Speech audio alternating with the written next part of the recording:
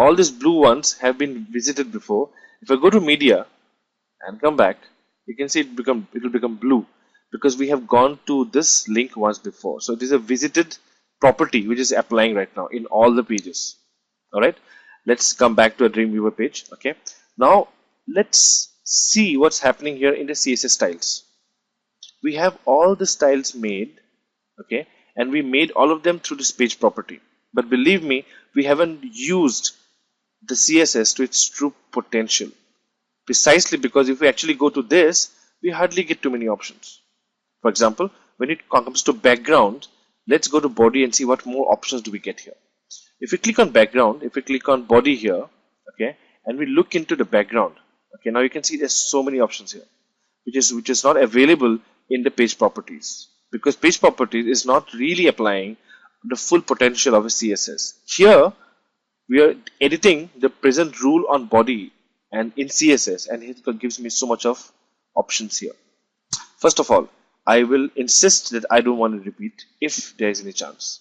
Okay, so now at any point of time it will not repeat. Okay, if you look here, it's more interesting. It's something called fixed and scroll, which means that if there is more content and you are actually scrolling down, the background will also scroll by default. If we click on fixed, the background won't scroll, the text will scroll. So this gives a very cool depth kind of an effect, you know. So this looks cool. All right, now what to do with the position? If you are repeating only on x-axis or y-axis, you'll be using this particular option.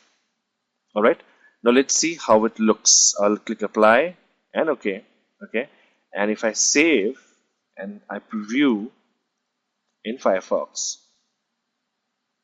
okay, now if I resize this thing, okay, if I make it a smaller window, all right, now you can see when I'm scrolling, the image in the background stays where it is.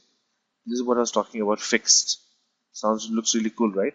Now let's see what more options do we get in the link. Now we have this 4 styles, and we can see what more we can do with this. Okay, let's go to link.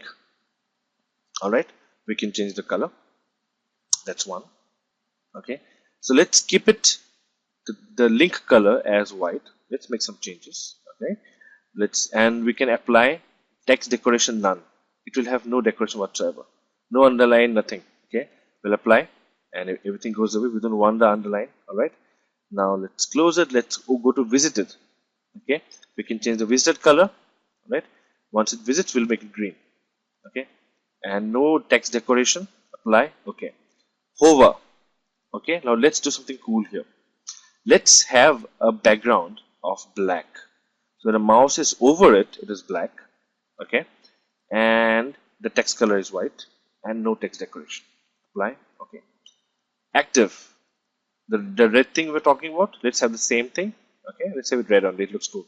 Okay, now let's save it, and we have applied a lot more CSS properties to each of these things now. Okay, let's preview it. Okay, so we have certain new things we applied here.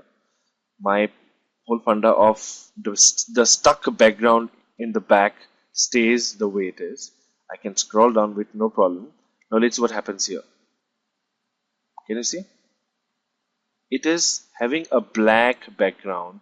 The text is changing to white. Now that is that hover link that is working right now. Once we click it, it's red for a state because that is the state of the active. And we leave the mouse and we go to a new page altogether. All right. Now this is something which we have done so far. We have managed to create some basic styles and then re-edited them using the CSS panel. Okay. We have managed to put the background as a fixed background. So what coming next is that we will now stylize specific areas of the web page. So that is basically we're getting into CSS styles altogether from this point on.